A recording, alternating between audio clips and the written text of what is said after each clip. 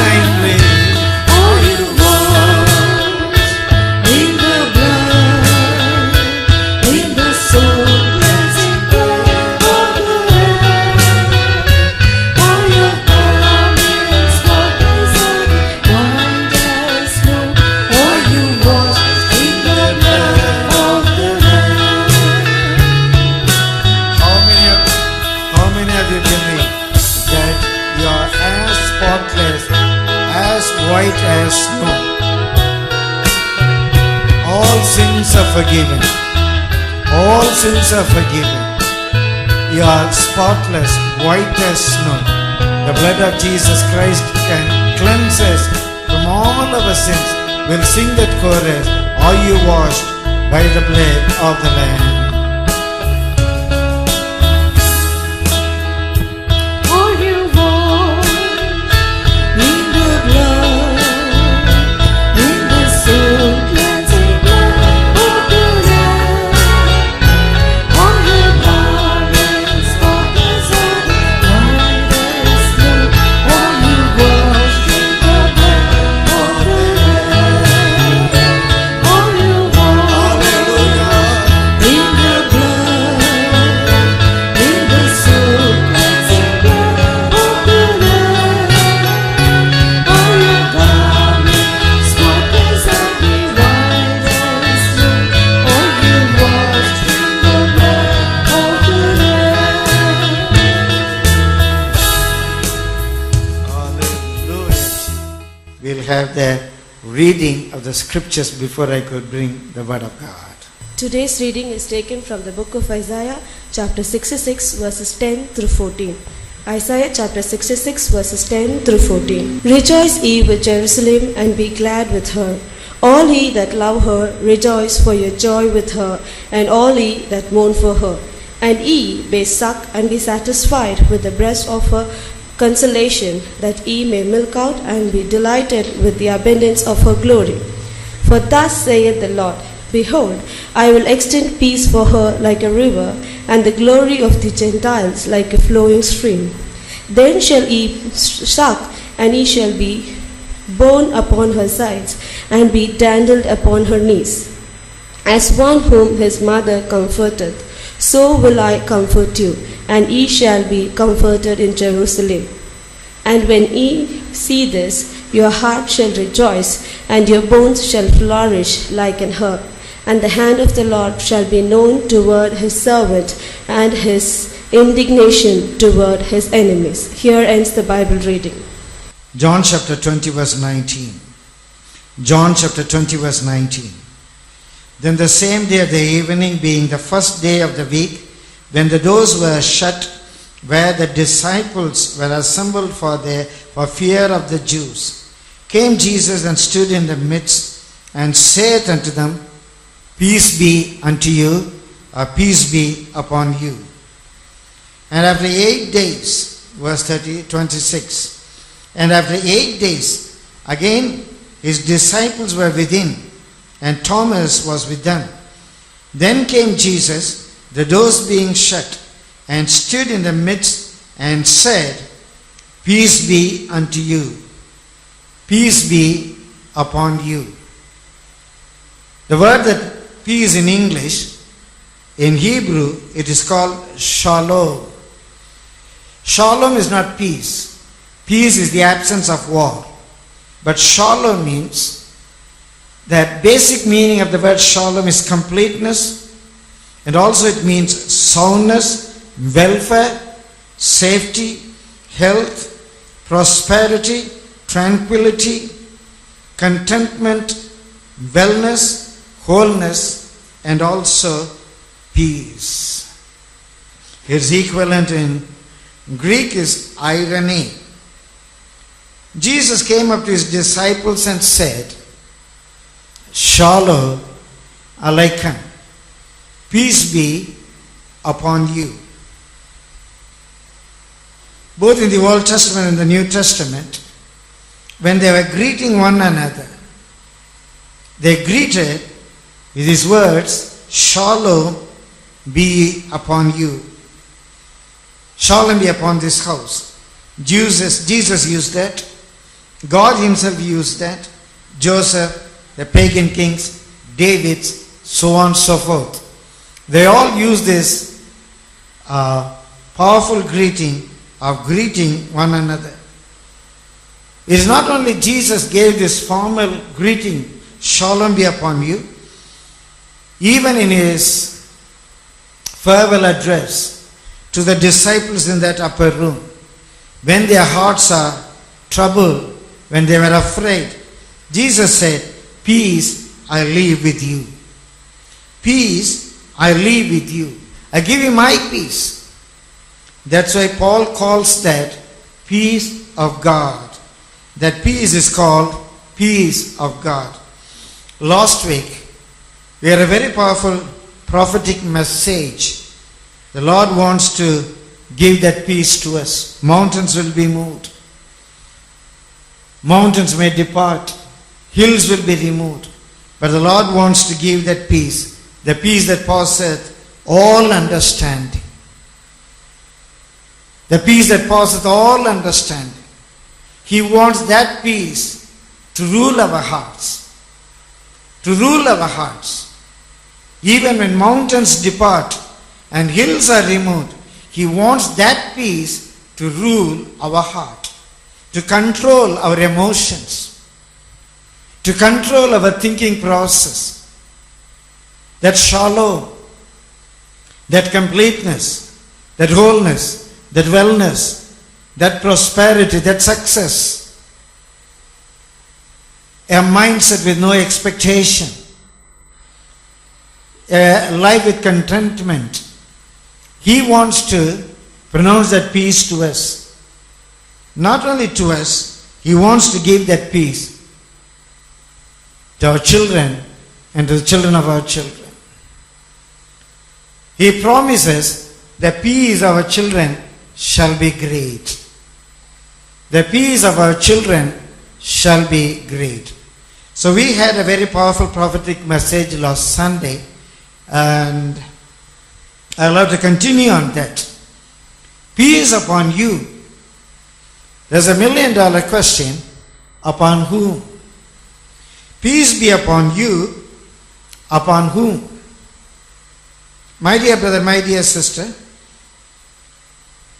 the caption for this morning meditation is an extension of the caption we had for last week. Peace be upon you. Upon whom? An interrogation. Luke chapter 10 verses 5 and 6. Luke chapter 10 verses 5 and 6. And into whatsoever house ye enter, first say, peace be to this house. This is what Jesus taught us. And after last Sunday's message, I went to house visitation. When I went to that house, I said, after my Sunday's preaching, your house is the first house I am visiting. So I pronounced shalom to your house. They are very happy. Not just a formal greeting. Wholeheartedly, I greeted shalom to that house. That's what Jesus said. When you entered into your house, first say shalom to the house. And if the son of peace be there, if the daughter of peace be there, if the children of peace be there, your peace shall rest upon it, upon that house. If the son of peace be there, your peace that you are greeting shall rest upon it. If not, if the son of peace is not there, it shall turn to you again. So this greeting is a gift, is a treasure. It is not immaterial. It is meaningful. It's a seed. It's impregnate with power, something that can produce. So when you greet them, it will work in their lives. It will work in their families. If they are not worthy, that seed will not sprout. That seed will not flourish. That gift will not be operative in their lives. Exactly that's what Matthew we read, Matthew 10:13. And if the house be worthy, that if the son of peace be there, if the daughter of peace be there, if the house be worthy, let your peace come upon it. If it be not worthy, let your peace return to you. So this greetings, not just a verbal. This greetings not just a verbal, that has got something to do. When you say peace be into that house, when you are a child of God, and when you pronounce this peace to that house, if they are worthy, that peace will be come upon them. My dear brother, my dear sister,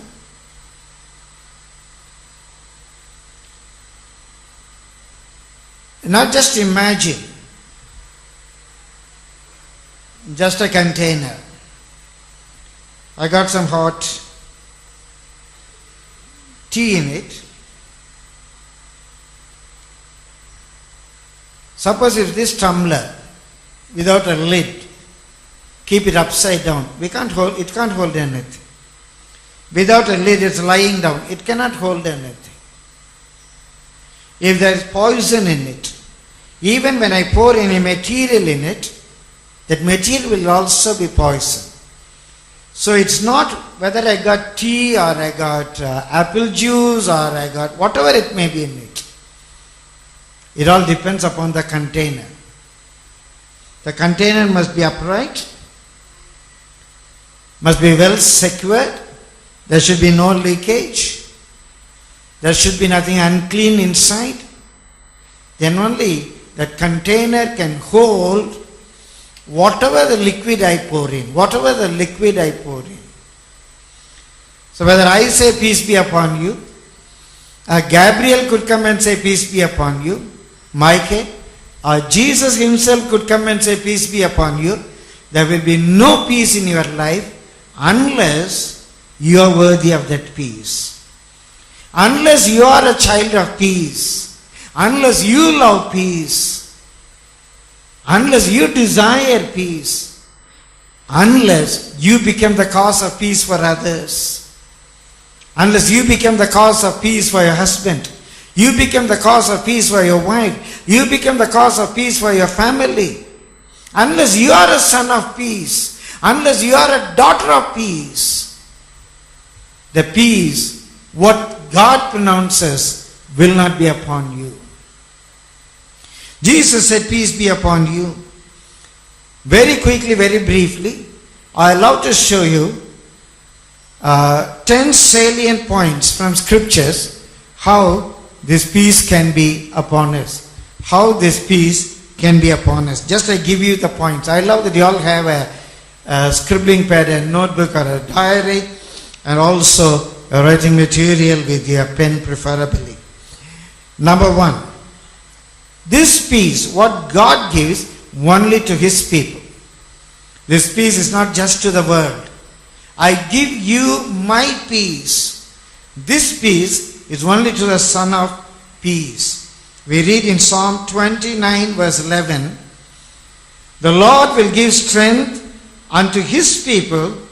The Lord will bless His people with peace. The Lord will bless His people with peace. Please write down Isaiah 32:18.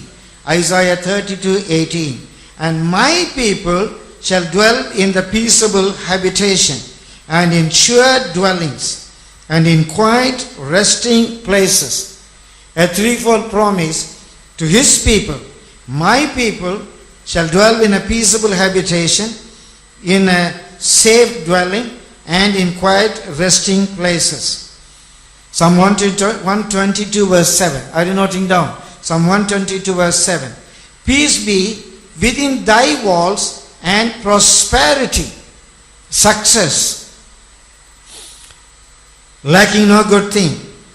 Prosperity within thy palaces. Within thy palaces. Psalm 122 verse 8.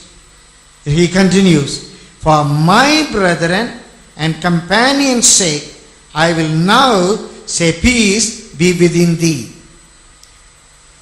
So peace will be in your habitation, in your house, in your palace. Why the Lord pronounces peace? For the sake of my brethren, for the sake of my companions. The Lord says, I will say, peace be within thee. And also Jeremiah 33 verse 9. And it shall be to me as a name of joy, a praise and an honor before all the nations of the earth, which shall hear all the good that I do unto them. And they shall fear, the Gentiles, shall fear and tremble for all the goodness and for all the prosperity that I procure unto my people, unto Zion. Unto Zion. The prosperity or the success, that shalom, that completeness, that wholeness, that wellness, when I bring to my people, the heathens which could see that, they will fear and tremble at my name. See what type of shalom the Lord wants to give to His people. So we are very happy that we are the people of the Lord, and this peace is given to His people. Then we see a next point. It is not necessary that, it's not enough that we are His people. We see how we could enjoy that peace in Psalm 65 verse 8, second point. Psalm 65 verse 8. I will hear what the Lord God will speak. I will hear what God the Lord will speak. For He will speak peace unto His people. He will speak peace unto His people, and He narrows down and to His saints. Who are these people? His saints. But let them not turn again to folly. His people should not turn again to folly. His people should be saints unto Him. When we are God's people, we should be holy. What is meant by holy? Separated unto the Lord. The word holy means separated from, set apart, and sanctified unto. Holy place. What do you mean by holy place? That place is separated from other places, set apart for a holy purpose, and kept clean for that purpose.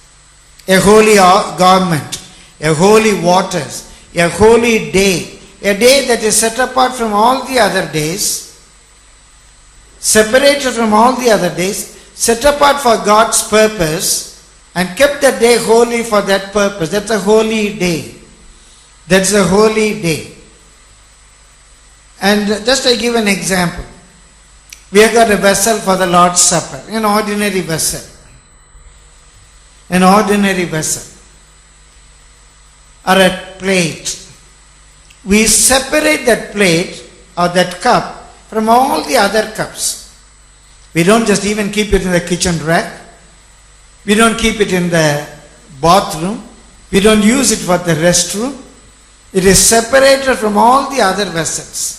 Not only separated from all the other vessels, it is set apart for the Lord's suppers, for only one purpose, that is set apart for the Lord's purpose. It is not only set apart for the Lord's purpose, it is kept clean.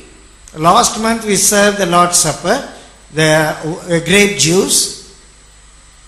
We separate from all the other vessels, set apart only for Lord's Supper, and we don't keep it unclean.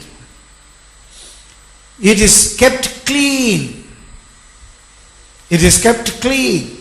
So when we are holy people, we should be separated from all the other people.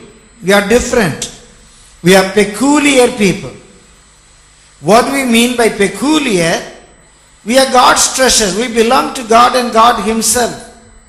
Our dress, our behavior, our walk, our smile, our hairstyle, our every area, your nails, the way that you talk, your smile, everything is separated from other people. We don't succumb to our peer pressures. We don't succumb to our peer pressures. I'm different. My college days I got saved. I was a college student. I was different. By the grace of God, Even before my examinations, I got my appointment order. I worked in Anglo-Indian school. I worked among the richest of the richest in Chennai. I worked in a school where most of the middle class and the upper middle class people study. Everywhere I worked, I was separate from them for the sake of the Lord. I was different. My behavior was different. It was peculiar unto the Lord. I was holy unto the Lord. Not only separated from, even when I was in a secular job, in the midst of my friends, my colleagues, my classmates, wherever I was, my life was set apart for God's purpose. As a teacher, my life was for God's purpose. I was able to help my principal, my principal's wife, my vice principal, and my staff members, the school doctor, so many people. They received the Holy Spirit. I took them for baptism, not to brag about it. My students became Christians, believers. Some of them are servants of God. But I cannot brag about it because only a few were able to be led to the Lord.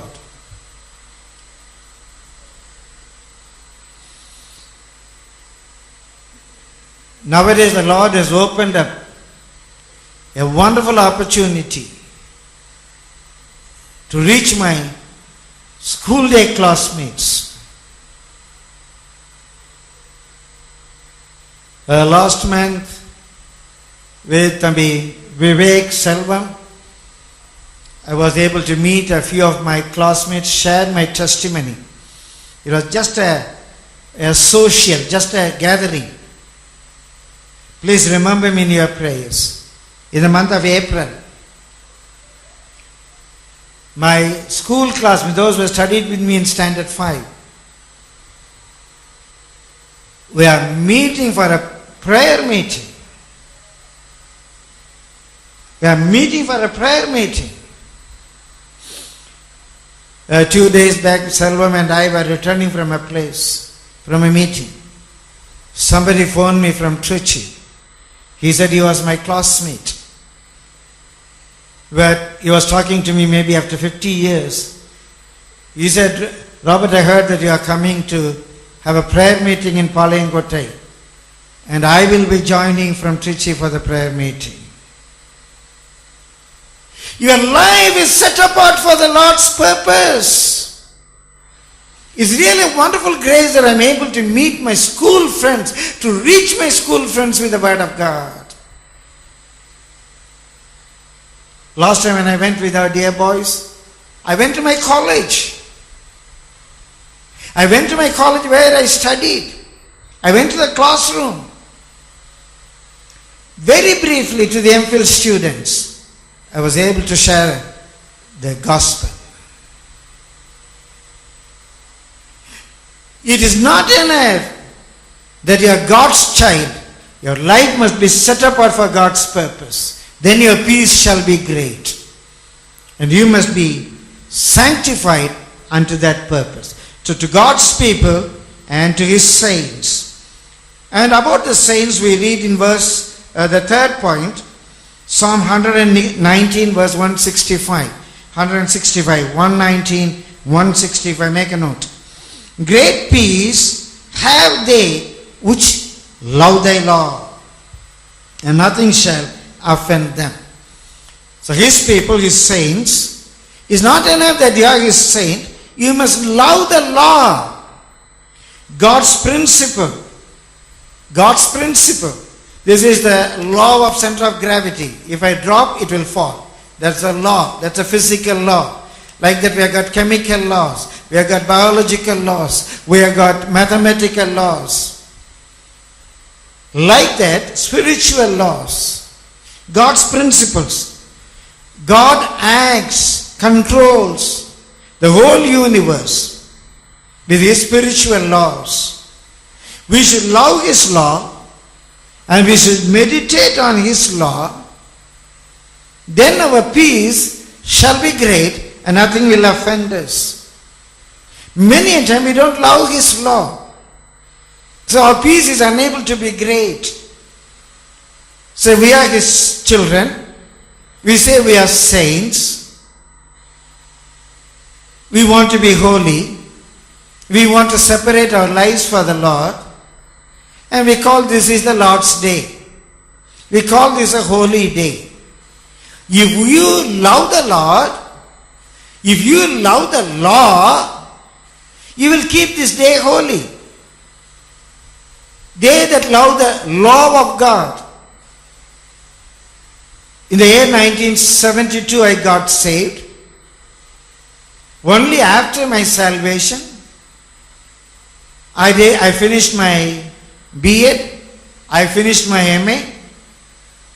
But as a student, I was keeping this day holy. Totally separated for the Lord. Totally separated for the Lord. The Lord blessed me. The Lord blessed me. Full Sunday for the Lord when I was doing my B.Ed. Just before the examination, I was struck with severe chicken pox. Severe. 1 month. First, my exam. Till 28th, I was on the bed. I could not study. All sores on my face and all. I could not even touch my book. The Lord honored me. Not just with flying colors I passed my examination. In my subject, teaching mathematics, I got a university rank. If you honor the Lord will honor you. If you honor the Lord will honor you. Our children, Hepsi Christi, they never touch their books from Saturday evening. Never touch their books. The Lord bless their studies.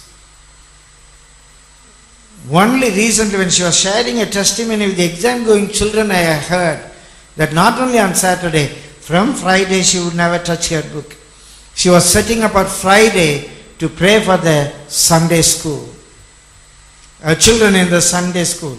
Every week she had set apart one day, Friday for Sunday school, Saturday a holy day for the Lord, Saturday, Sunday, no study. The Lord blessed her. The Lord blessed her. You say that you want the peace of God. You love the law. You love the law. My dear, it's a very simple thing. This day, the Lord's day. Many people, they want to give an attendance for Sunday morning. You go to Roman Catholic Church, you go to a traditional church. All will go for the morning mass. You go to a mosque, they attend the Friday mosque. Many Hindus go to the temple on Friday. That's a religion. You're a believer. Are you keeping the day holy? Okay, I set apart this day, I separate this day from other days. Do you set apart that day only for God's purpose? Do you keep yourself clean for that? If you don't come here Sunday evening, what are you doing? Sunday afternoon, you don't want to attend a group meeting? A very powerful topic on evolution or creation. Why do I believe it? It's very apologetic. You don't have any apology to say why you don't want to attend it. Many people for Sunday is a rest day. If you take Sunday as a rest day, that will become a rust in your life. I was a believer like you. I was a student. I was a teacher. My dear brother, my dear sister. I remember some of our dear brothers, I don't want to mention their names. When they are working in private sectors, as a personal secretary, as a president, I know how they were spending Sundays in the presence of God. Attend all the 3 services. Attend the group meetings. When I was a student, Sunday morning, around 5 o'clock I would leave the house. I go to the church. Our church will be over by 4 o'clock. I go for ministry, or I was attending another program with Brother Cheru. The days that I got saved, I'd go back home, fully toned. I was at Thirunindavar at that time. Evening around 10:30, 11. Next day, public exam. The Lord blessed me with an university rank. You don't love the law. You love rest. You love lying down. You want to enjoy Sunday. For many people, Sunday is not a holy day. Sunday is a holiday. For some people, Sunday is a jolly day. For me, Sunday is a jolly day. It's not a jolly day. For me, Sunday is not a holiday. Sunday is a holy day. I set apart for the day, for the Lord. Not only for Sunday I talk about. Today we got a missionary prayer. If you are really interested, if you really love the work of missionary, how do we know that you love the work of missionary? When we gather together for prayer. You don't come for missionary prayer. You don't want to pray for missionaries. Then you say that you love missionaries. It's a self-deception. It's a self-deception. You may say that I will pray personally. Then you are not in the body of the church. You are not coming together for prayer. You don't believe in a corporate prayer. If everybody can pray together alone, there's no need for a corporate prayer. We all are living in deceptions. We don't love the law of God. Love your neighbor as yourself. Love of God. Ask and shall be given law of God. I can go on and on and on. The peace shall be great if you love the law of God. It's not enough that you are God's people. You should be God's saints. It's not enough that you are saints of God. You should love God. Love His law. These are the principles which govern our spiritual life. If you love the law of God, your peace shall be great. The Lord's Day is just one example. In Isaiah 58 we read, this is the Lord's Day, and if you consider this as a holy day, as the Lord's Day, the 3 blessings are given. Number 1, you shall rejoice in the Lord. You shall rejoice in the Lord. If you honor this day, and if you think this is a day of honor, a Lord's Day, a holy day, you will rejoice in the Lord. Not only you will rejoice in the Lord, all the promises of the Bible, what He has given to Israel, they will become your promise. I love the law. I love the law. Rest is not lying down on the cot. Rest is not lying down on the cot. Mahatma Gandhi said, rest is a change of task. Rest is the change of task. My dear brother, my dear sister,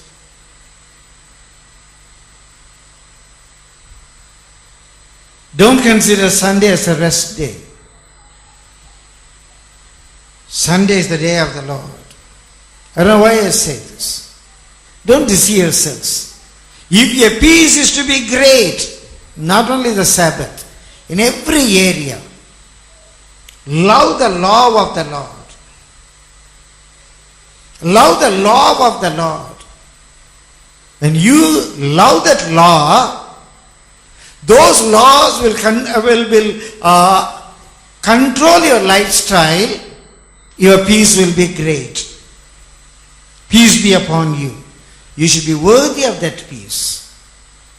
Why there is no joy in your family? Why is there sickness? Why is there Sunday? Because you don't honor. When we say Sunday, Chanda, quarrel. Why? For in many houses, Sunday is only for a day for Chanda. Sunday is only a day for Chanda. You are sick, you are unable to have a gathering. It's a different thing. My dear brother, my dear sister, 1972 I got saved. Only one Sunday I went for a public examination, the time that I got saved, maybe in the year 73, for group to exam. That was very easy. Somehow my heart smote me. So this is the Lord's day. Why should I sit for a public exam? I wanted to do ministry. On my examination paper, I wrote my full testimony. There was a question on pessimism and optimism. Goal setting. In my philosophy paper, I wrote my full testimony on it. Allowed to meet that examiner at least in heaven the day that I ushered there. I don't imagine any one Sunday, morning or evening or afternoon, when there's a program in the church, I ever missed it, except for 3 or 4 Sundays when I was ill. Once it was more than 105-degree temperature. Twice when I had eye surgery. And once when I had an appendix surgery. 72 to 2016, nearly 40 years or more, I cannot say one Sunday for me was a Sunday for rest. I know the time to rest is yet to come. The time to rest is yet to come. For your blessing, that I'm telling you, your peace will be great if you love the Lord. If you love the Lord, your peace will be great. And I'm only 70 years young, 70 plus years young. He comes all the way from Velapanchapati. He attends the English service. He attends the Tamil service. He attends the group meeting. He attends the evening service. One day, not one day, even today, he is a testimony against you. You love to lie down on your couch. It will become very sad if the Lord will grant you the desires of your heart. Oh, I love to lie down, I love to lie down. Okay, it's your desire, I'll make you lie down. You desire to lie down, I'll grant you your heart's desire. Go sleep, sleep, sleep. I don't desire to lie down. I want to serve the Lord. I want to read more. I want to study more. I can give this testimony concerning your sister. 12 o'clock in the night researching the Bible. I met one servant of God, 84 years old. He told me that he'd go to bed only by 12 o'clock or 1 o'clock. I said, Pastor, what will he be doing? 84 years old, the senior most pastor in the Pentecostal choir. He said, "Na Bible ஆராய்ச்சி பண்ணிட்டு இருப்பேன்." Because the Bible says, வேத வசனத்தை ஆராய்ந்து பாருங்கள், அப்பொழுது உங்களுக்கு நித்திய ஜீவன் உண்டு. வேத வசனத்தை ஆராய்ந்து பார்க்கல, what will you get? நித்திய ஆக்கினை. If it's not Nitya Jivan, what will you get? You desire rest. I'm afraid that God should not give you that rest. You desire lying down on the cot, rolling on the cot. Forbid that God should not grant unto you the desire of your heart. God should not grant unto you the desire of your heart. If you can sleep for 6 hours a day, if you are a healthy individual, is more than enough for you. Nehruji was sleeping only for 4 hours a day. Many great leaders, they never sleep for more than 6 hours if their health is, they are healthy. If you sleep for 8 hours a day, 1/3 of the day you are sleeping. And you are living for 60 years, 20 years you have spent on sleeping. 20 years you have spent on sleeping. 1/3 of your life is spent on sleeping. Don't lust for sleep. Lust for the word of God. Desire for the word of God. Desire for the cause of God. Your peace will be great. Your peace will be great. So if you are a child of God, and a child separated unto God, a saint of God, and a saint who loves the love of God, your peace will be great. Isaiah 48 verse 16. Please make a note. Isaiah 48:16. Oh, that thou hadst hearkened to my commandments, then had thy peace been as a river, and thy righteousness as the waves of the sea. If you hearken unto my commandments, if you love my law, your peace will be great. Your peace will be as the river. You love sleeping than coming for an anointing meeting. You love resting in your house, relaxing in your house, than attending a meeting about creation or evolution. What is that you love? You are getting both. There is a cot for you to lie down. There is a cause for you to live. There is a cot for you to lie down. There is a cause for you to live. Choose one thing and you'll eat the fruit thereof. You'll eat the fruit thereof. Whether you choose the cause to live or you choose the cot to lie, you will eat the fruit thereof. It's your choice. You are making the choice. We are giving the opportunity. We are giving the opportunity. Where there is a prayer for missionary, there is another opportunity. You can go home and lie down. You make a choice. Whatever your choice may be, I tell you, you are eating the fruit of that choice. You are eating the fruit of that choice. My dear brother, my dear sister, love God's principles. Jeremiah chapter 33 verse 6. Jeremiah 33 verse 6. Behold, I will bring it health and cure, and I will cure them. I will bring it health and cure, and I will cure them, and I will reveal unto them the abundance of peace and truth. If you love to have the revelation of the truth, the Lord will reveal peace to you.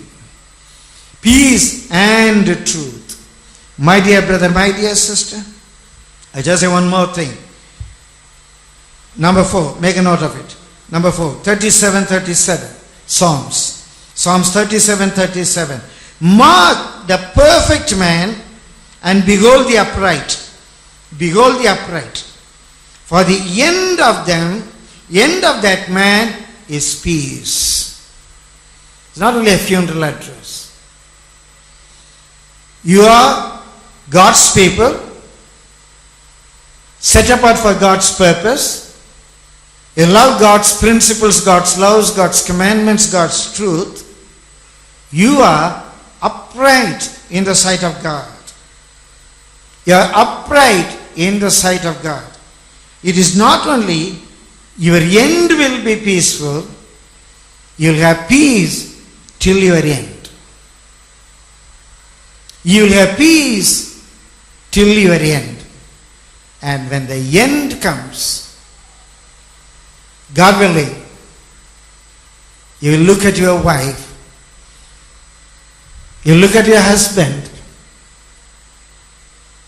you look at your children, the children of children, you talk to them, happily lay your hands on them and you bless them. With the anointing you will prophesy into their future. And every member was around you. You'll just wave your hand and say adieu. Goodbye. Goodbye. Angels have come to take me. I'm going before you.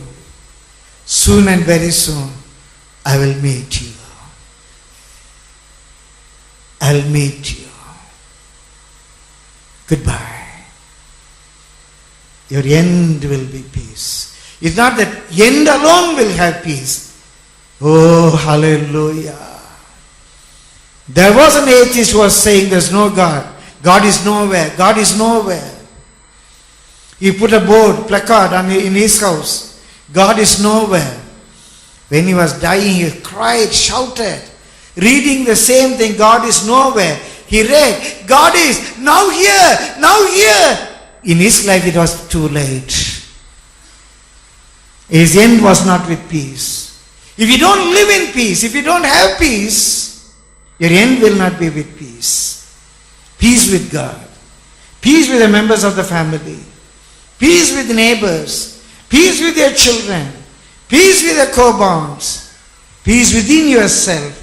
Your end will be in peace. Your end will be in peace. My dear brother, my dear sister.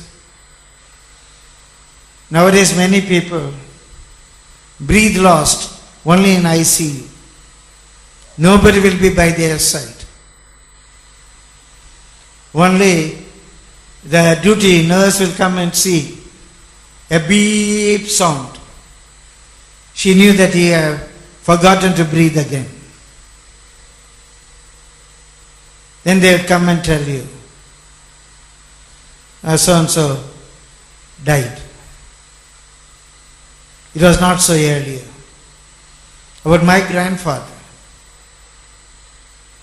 he predicted the date on which he was going to die. My mother was in the town. They were in a village. He said, I'll be dying on such and such a day. Ask Esther to come.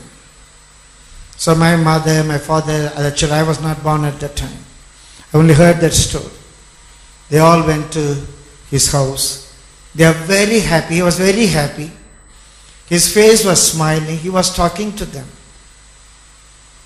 Around 4 or 5 o'clock he said, and everybody was around his bed, such and such time I will die.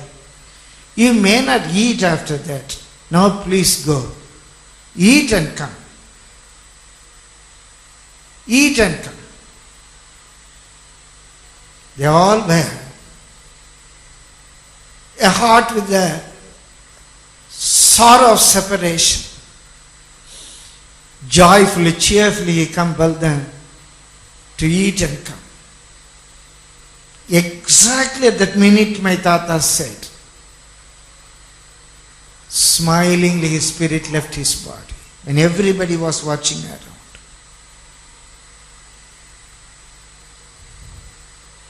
My dear brother, my dear sister, if you are in peace, if your peace is great, if your peace is like a river, you'll die in peace. When the rapture comes, when you hear the trumpet sound, you will not be troubled. You'll rejoice to meet the Lord in the air. There was a good news that Jesus was born. The King of Jews is born. When the saints, when they heard this good news, what happened? What happened? My Bible says, Jerusalem, the city of peace, was troubled. When they heard the news, as it is written in Micah, there's prophet Micah, in Bethlehem he is born. The city of peace was troubled. I tell you, when the world knows Jesus is coming again, Christians will be troubled.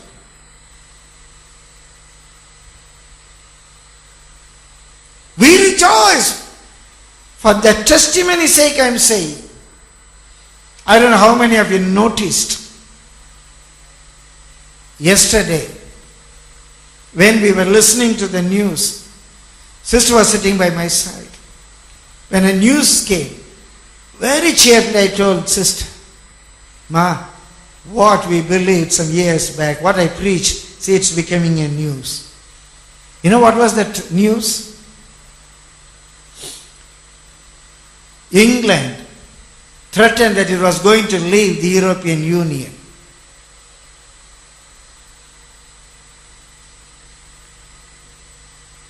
Yesterday, they took an voting, some change, and they had given a special status to England. Many years I have preached. Out of these 28 countries, are more countries that could join.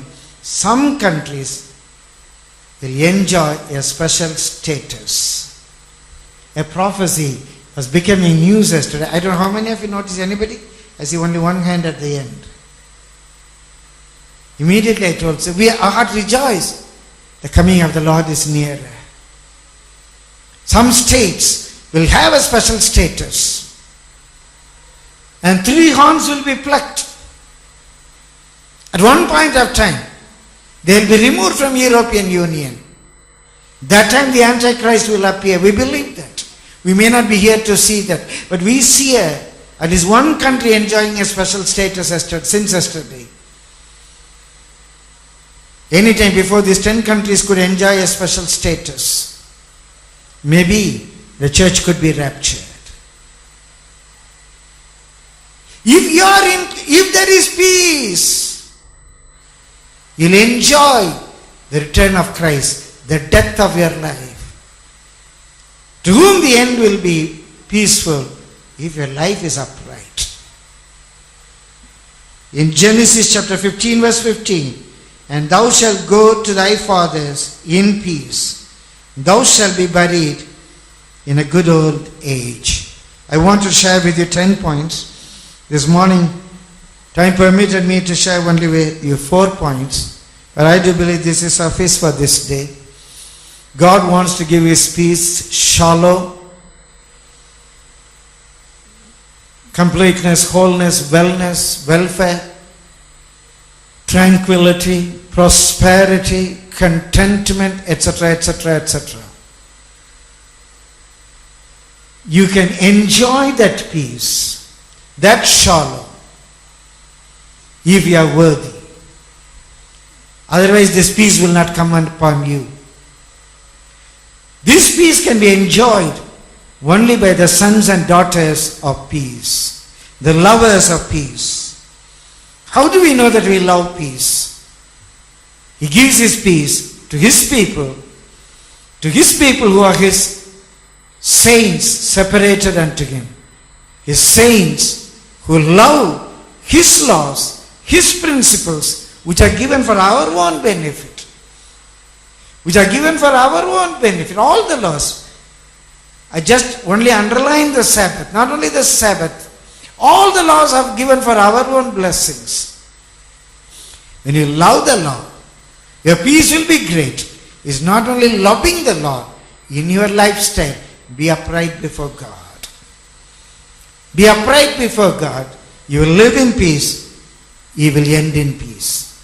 You live in peace. You will end in peace. Somebody who is not living in peace, who is not enjoying that shalom, who doesn't have shalom in his habitation, who is not living in a dwelling place of shalom. If there is no shalom within him, if his shalom is not great, how could he imagine that he will die in peace? To die in peace, you must have an upright life. God willing, I'll continue on this. Next Sunday, Shalom Alaikum. Shalom Alaikum. Peace be upon you. Peace that passeth all understanding. Peace of God. God wants to give you His peace. A peace that transcends all understanding. A peace that can rule your heart. A peace to you and to your children. Allow to pray for you before we could continue. Dear Father God, bless your people, O Lord.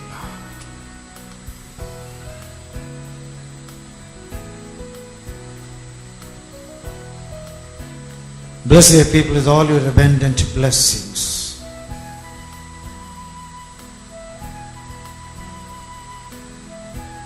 Send your people with this great shalom, O Lord, and keep them sons and daughters of Shalom. Sons and daughters of Shalom. Let our peace be great, O Lord. Let our peace be great till we end our life on the earth, to be caught up in rapture, end in peace. Even this morning, send your people back home with your heavenly benedictions and shalom. In Jesus' name we pray. Amen. Amen. As a servant of God, with my hands lifted up, I pronounce shalom upon you. Shalom upon you. God's peace upon you, upon your house, upon your family, upon the members of your family, upon everything that you have. Let God's shalom be upon you. Glory be to the Lord's holy name.